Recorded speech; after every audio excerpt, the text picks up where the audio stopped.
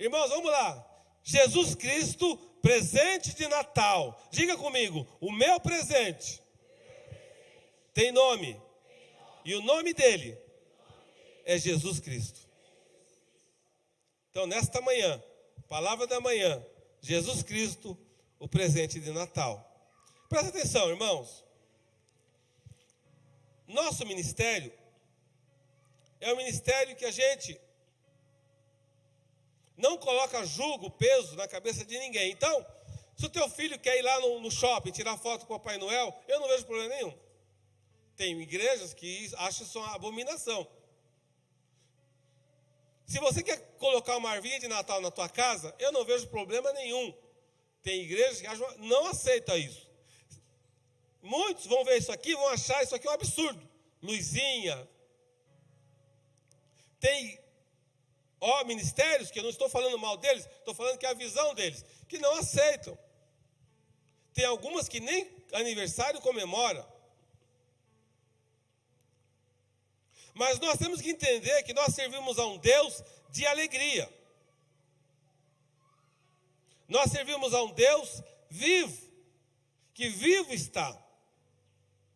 Então, quando eu digo para você que Jesus Cristo é o presente de Natal, você pode falar para o teu filho, olha filho, está aí o Papai Noel, o velhinho de barba branca, roupinha vermelha, só que ele não quer dizer nada. Ele não significa nada, ele é uma ilustração comercial, que quem criou ele foi a Coca-Cola, para vender refrigerante. Só que aí pegou no gosto. E aí ficou. Quem nós devemos adorar? Jesus Cristo. O dia 25 de dezembro, como as meninas falaram aqui na peça, não representa o dia que Jesus nasceu, mas é um dia escolhido. Foi um dia que foi escolhido para isso. Então, o primeiro versículo que a gente vai ler hoje está lá em Lucas 2, do 1 ao 7. Rapidinho, você vai entender claramente que você é inteligente. E você vai aprender algumas coisas aqui hoje. Naqueles dias, saiu um decreto de parte de César Augusto para que todo mundo fosse recenseado. O que é recenseado? O que é o censo? Você vai saber o número de pessoas, tem criança, enfim. Esse primeiro recenseamento foi feito quando Quirino era governador da Síria. E todos iam alistar-se, cada um à sua própria cidade. Subiu também José da Galileia, da cidade de Nazaré, a cidade de Davi, chamada Belém, porque era da casa da família de Davi, a fim de alistar-se com Maria, sua esposa, que estava grávida. Enquanto estavam ali, chegou o tempo em que ela havia de dar à luz. E teve a seu filho primogênito, envolveu em faixas e o deitou em uma manjedoura, porque não havia lugar para eles na estalagem. Aqui você vai aprender a primeira coisa, para você entender quem é o teu presente.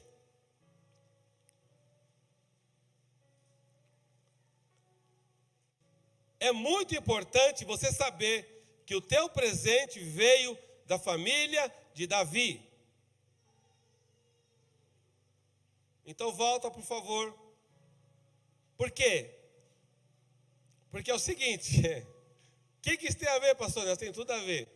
Os judeus ainda esperam um Salvador, porque o Salvador teria que sair da família de Davi, pela lei, e eles conhecem muito bem a palavra, e eles não aceitam que Jesus veio da família de Davi, porque eles não aceitam que José veio da família de Davi.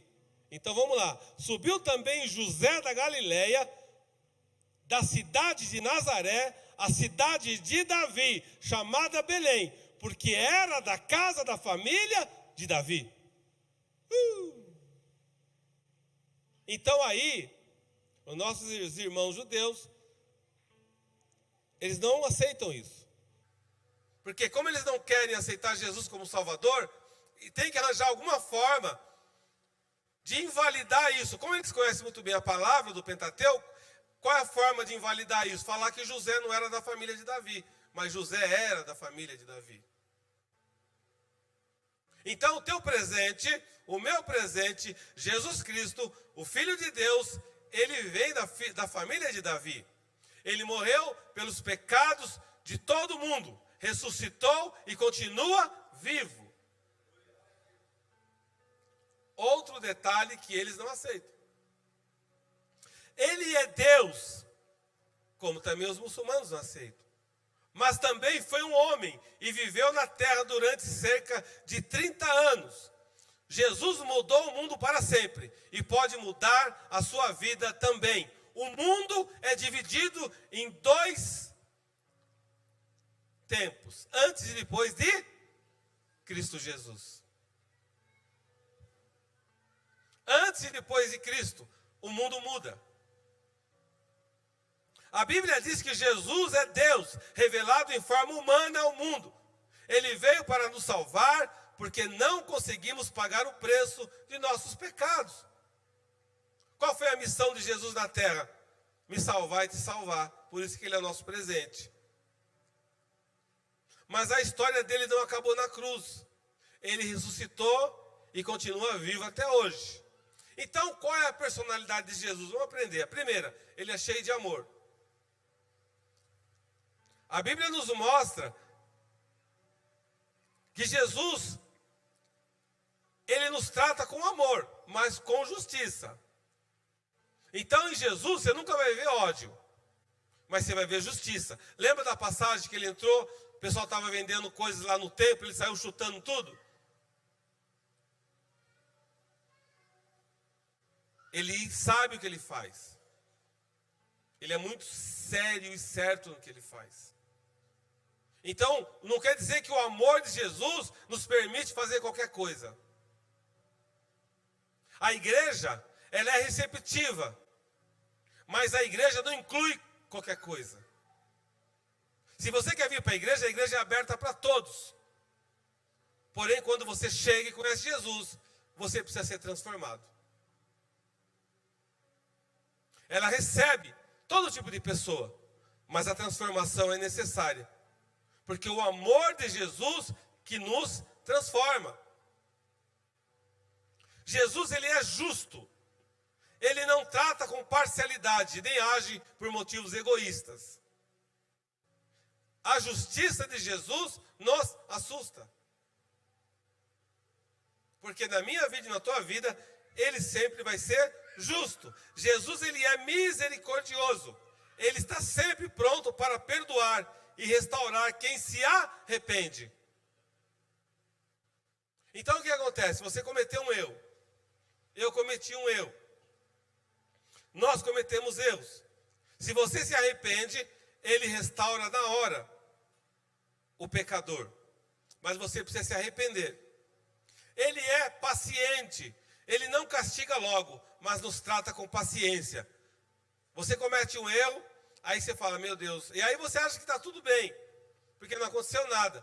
Mas existe um negócio em Jesus que é longanimidade. Só que essa longanimidade é para que a gente se corrija, se conserte. Então ele vai trabalhando com paciência. Jesus, ele é zeloso. Ele é comprometido com os propósitos do Pai, que enviou ele para a terra. E o mais interessante, Jesus, ele é criativo. Ele é inteligente e age de maneiras diferentes. Ele age na vida da pastora Lu diferente como ele vai agir na vida da Bia. Porque ele é criativo. Então a maneira como Deus trabalha na tua vida é de uma maneira. Na vida do outro irmão é de outra maneira. Então não tente colocar Jesus, o teu presente, num quadrado, porque ele não vai ficar naquele quadradinho. Então o que Jesus fez? Primeira coisa que Jesus fez, Jesus nasceu, ele começou como criança, como uma criança normal, a mãe dele teve outros filhos, mas ele foi gerado pelo Espírito Santo, que também o povo não aceita isso. Ele foi muito humilde, ele foi marcado por milagres, e sua vida toda foi assim, humilde, mas maravilhosa.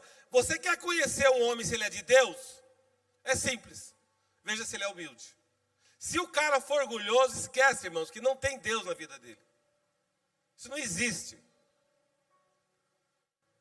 Porque o nosso caminho, o nosso foco é Jesus, o Filho de Deus. Ele é humilde. E como é que um homem que prega, um homem que canta, ou alguém que está no altar, que queira ser orgulhoso, ele não é de Deus, não tem jeito, não tem como. Porque todo orgulho, toda arrogância, parte do inimigo de Deus.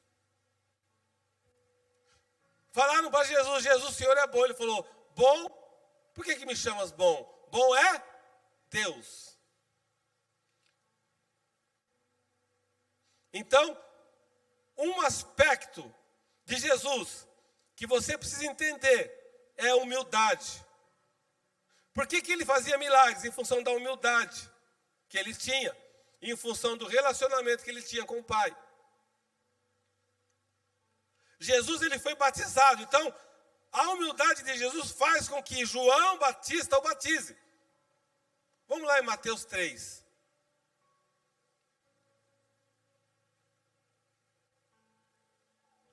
Para começar o ministério de Jesus, ele foi batizado, irmãos. Olha que coisa. Então veio Jesus da Galileia ter com João, junto do Jordão, para ser batizado por ele. Mateus 3, do 13 ao 17. Mas João o impedia, dizendo, eu é que preciso ser batizado por ti, e tu vens a mim? Jesus, porém, lhe respondeu, consente agora, porque assim nos convém cumprir toda a justiça. Então ele consentiu. Batizado que foi Jesus, saiu logo da água, e eis que se lhe abriram os céus, e viu o Espírito Santo de Deus, descendo como uma pomba e vindo sobre ele. E eis que uma voz dos céus dizia, este é o meu Filho amado, em quem me comprazo. Então, se você tem um espírito de orgulho, se você acha que você é o top, a última manteiga no mercado, comece a orar a Deus, para pedir para sair esse espírito de você. Quando você faz alguma coisa, e você é bom naquilo que você faz, e você começa a achar que você é o top das galáxias, abaixa a bola, diminui. Se você quer ser campeão, se você quer ser vencedor, começa a dar glória a Deus. Você sabe que você é bom em algo.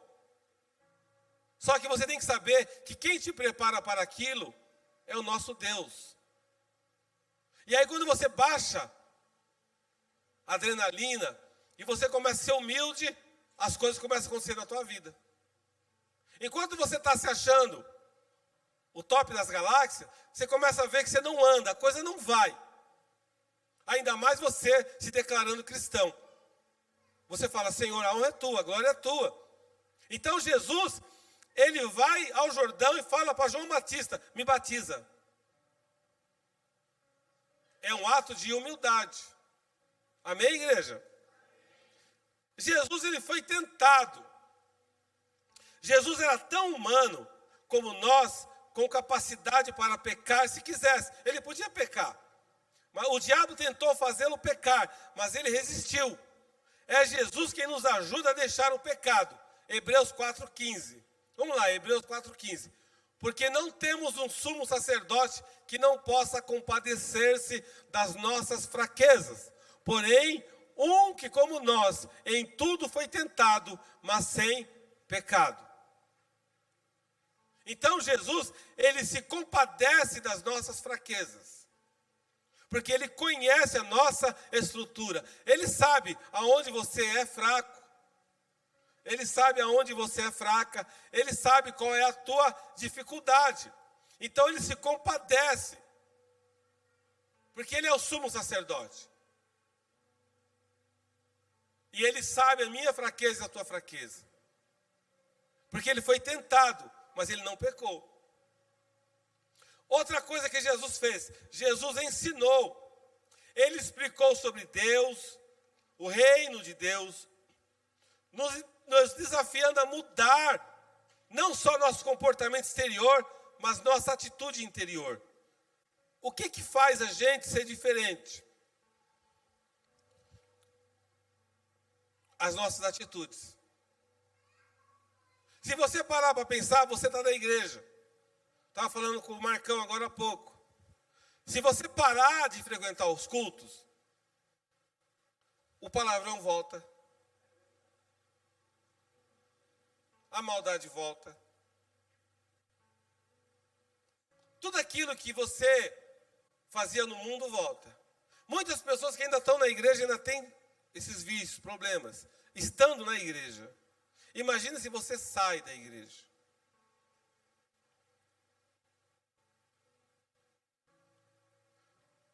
Você perde a conexão com Deus.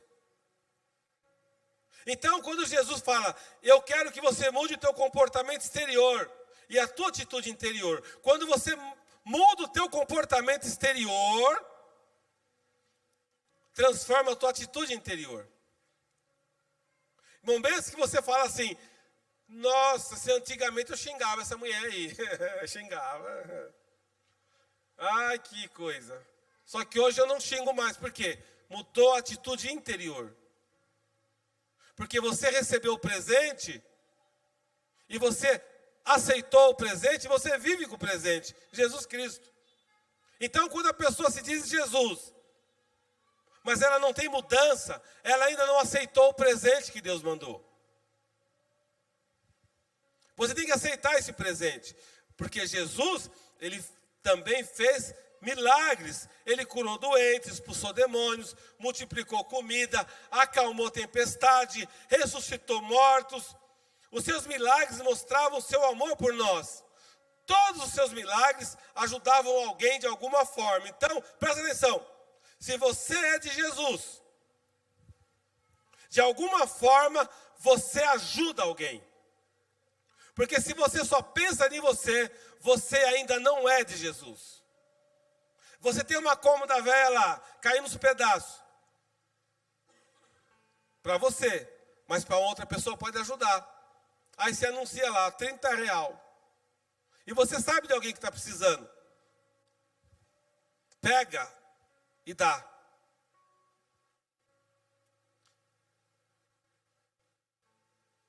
Quando você começa a entender isso, quando você começa a aprender a dar, você começa a pensar, o que Jesus faria com esse meu armário aqui?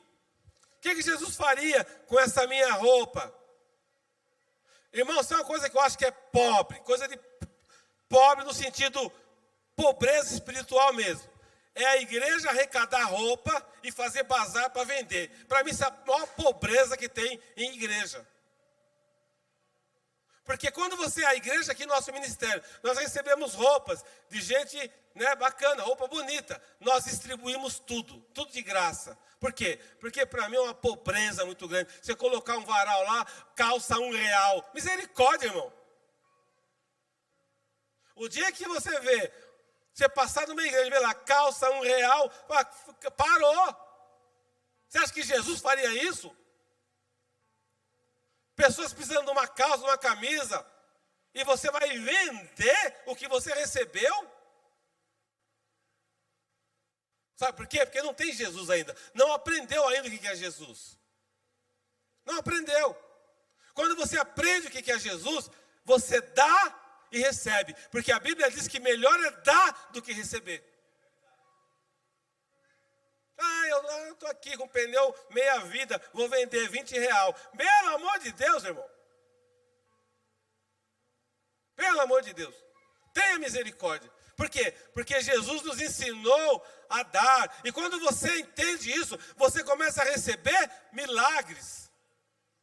Irmãos, Deus não fica devendo nada para ninguém. E aí o que Jesus fez? Ele morreu. Ele voluntariamente pagou o preço pelos nossos pecados, morrendo na cruz em nosso lugar. Quem você acha que devia morrer na cruz? Jesus ou nós? Fala a verdade. Imagina você, nós. Jesus aqui do lado, e o Nelson aqui, o Nelsinho. Aí Deus pergunta, quem você acha que tem que morrer? Você ou meu filho? Você ia ter coragem de falar ele? Ah, não ia falar. Você ia falar, sou eu mesmo. Ele morreu pelo meu pecado, pelo teu pecado, por nossos pecados. Por isso ele é o presente. Pergunta para o Papai Noel se ele morre por você.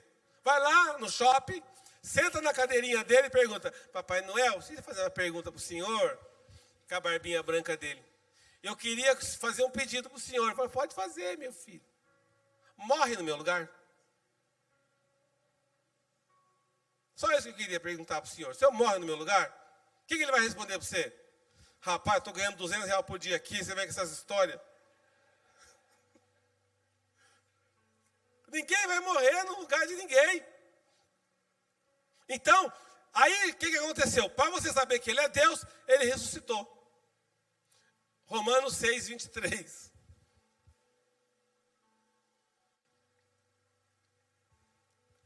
Porque o salário do pecado é a morte, mas o dom gratuito de Deus é a vida eterna em Cristo Jesus, nosso Senhor. Então Jesus ressuscitou, por quê? Jesus não tinha pecado, por isso não podia ficar morto. Está entendendo?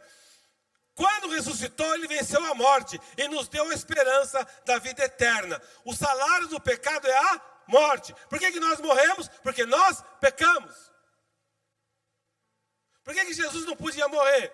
Porque ele não tem pecado. Então, como ele não tem pecado, a morte não consegue segurar ele. Meu Deus, aplauda o Senhor Jesus, igreja, pelo amor de Deus. Aleluia.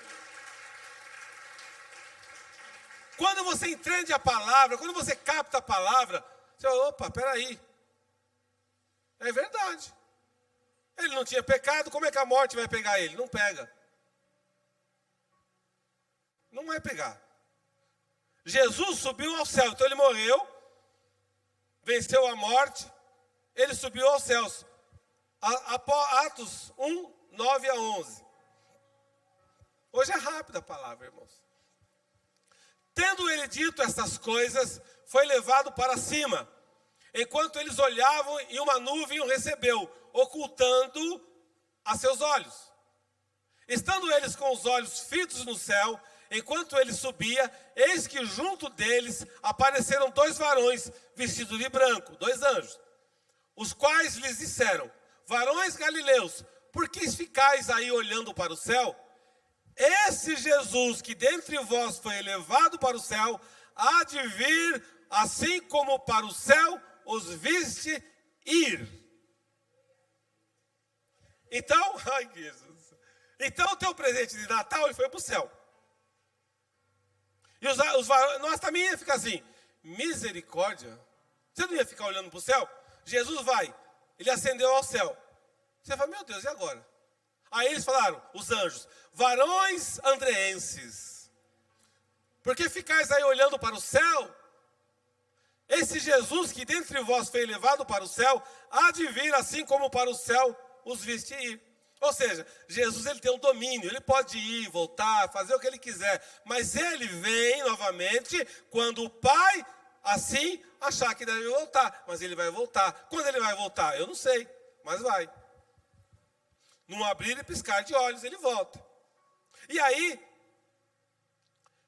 Jesus ele mudou o mundo. Seus poucos anos na terra marcaram a história do mundo, desde então. Teve impacto em muitas áreas, desde a ética até a educação, tudo. Hoje, presta atenção. Tem tanta gente falando de Deus, nome de Deus. Porque Deus para cá, Deus para lá. Você sabe que é pecado falar em nome de Deus, né? A Bíblia ensina. É Deus para cá, é Deus para lá, é Deus isso, é Deus aquilo. Você acha que Deus está ouvindo alguém falar isso? Não ouve ninguém. Porque a palavra do Senhor diz que ninguém mais tem acesso a Deus. Nada.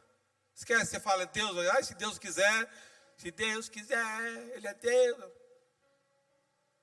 Tem as músicas, inclusive. Ninguém chega ao Pai se não for através de Jesus Cristo.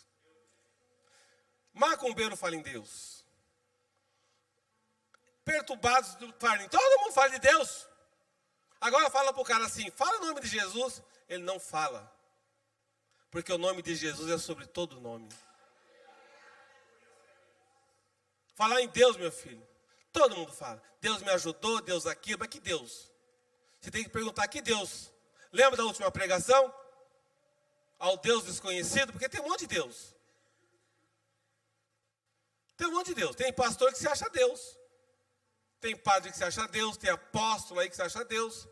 Eu quero saber o seguinte, em nome de Deus, que Deus você está falando? Que Deus você serve? Que nem o Sheik perguntou para mim. Que Deus você serve? Porque tem tantos deuses. Que Deus você serve? Eu sirvo, aí você tem que ser objetivo. Eu sirvo a Jesus Cristo, o Filho dele. Então, cuidado com esse negócio da pessoa falar para você, nós servimos ao mesmo Deus. Opa, para. Que Deus você serve? Teu Deus tem nome? O meu Deus tem nome, Jesus Cristo. Amém, igreja? E aí ele começa a mudar vidas e mudar o mundo. Por que que o mundo fica desesperado? Por que que essas agendas novas que tem aí fica desesperado? Querem acabar com a família, querem acabar com tudo. Porque tudo isso foi ensinamento de quem? Do nosso Deus.